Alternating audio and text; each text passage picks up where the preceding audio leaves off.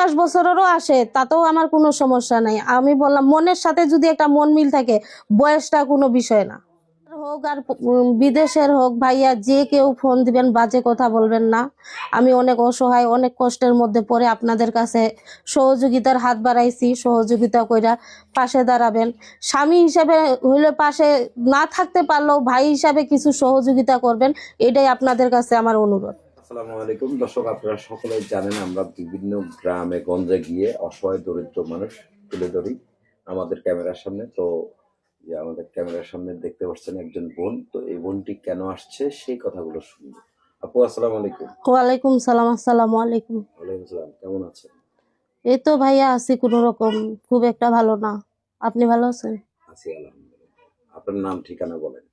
আমার নাম মোসাম্মদ বৃষ্টি আক্তার, আমার বাসা পঞ্চগড়ে। আচ্ছা, এই যে ক্যামেরার সামনে কেন আসছেন? ভাইয়া আমার জীবনে অনেক কষ্ট।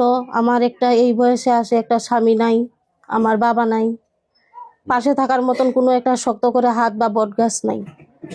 এই যে তাই আমি হাত বা বট গাছ খুঁজতেছেন, তো আসলে এই যে বট গাছ, আপনি তো অনেকবার ক্যামেরার সামনে আসছেন, তো এই ভাইয়া পর্যন্ত কোনো বট গাছ পান নাই আপনি?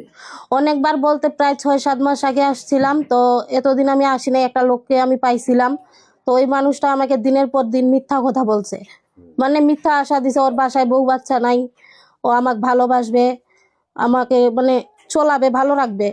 কিন্তু পরে ওই দেশে আসছে, দেশে আসার পর আমি দেখি ওর বউ বাচ্চা ছবি আছে, তারপরে আর আমার কাছে আসে নাই। আচ্ছা, কতদিন যাবত আপনার কাছে আসেনি?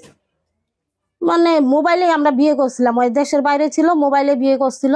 বলছে যে আমি কোন এইটা মিথ্যা না, এটা সত্যি, কিন্তু দেশে আসার পর আর যোগাযোগ রাখেনি। আচ্ছা, এই যে বিয়ে যে বসছেন মোবাইলে, সেই কাগজপত্র আনছেন? না, কাগজপাতি তো ওর কাছে, ওই বলতেছে যে আমার কাছেই থাক। তো মোবাইলে যদি বিয়ে করেন তাহলে তো কাগজ থাকবে আপনার কাছে, কারণ ওই সে তো ওইখানে প্রবাসে ছিল, মানে তাই না? ওইখানে মৌলবি নিয়ে আমাকে বিয়ে করছে, মানে মিথ্যা বিয়ে করছে নাকি আমি জানি না ভাইয়া, আমি ওকে বিশ্বাস করছিলাম যেহেতু আমি অসহায়। ওই বলছিল যে কাগজপাতি আমার কাছে থাকবে, আর আমি তোমাকে আজকের পর থেকে বিয়ে করলাম, তোমার সব দায়িত্ব আমার। তো মাসে আমি যখন কিছু লাগতো দিত, অল্প স্বল্প করে দিত। আমি এটা তো মানে দিত, একটা সংসারের খরচা যা লাগতো দিত, কিন্তু ওই দেশে আসার পর ভাই আমার সাথে আর যোগাযোগ রাখে নাই। আচ্ছা, এই যে মানে কতদিন তার সাথে কথা হয়েছে, কতদিন? 5-6 মাস ধরে ওর সাথেই আমার কথা হয়েছিল, দেখেই আমি প্রতিবেদনে আসিনি, কারণ আমি তো একটা মানুষ পাইছি, হাত পাইছি, তাহলে তো আর আমার আসার কোনো দরকার নেই। বিয়ে হয়েছে কতদিন, মানে বিবাহিত জীবন ছিল আপনার?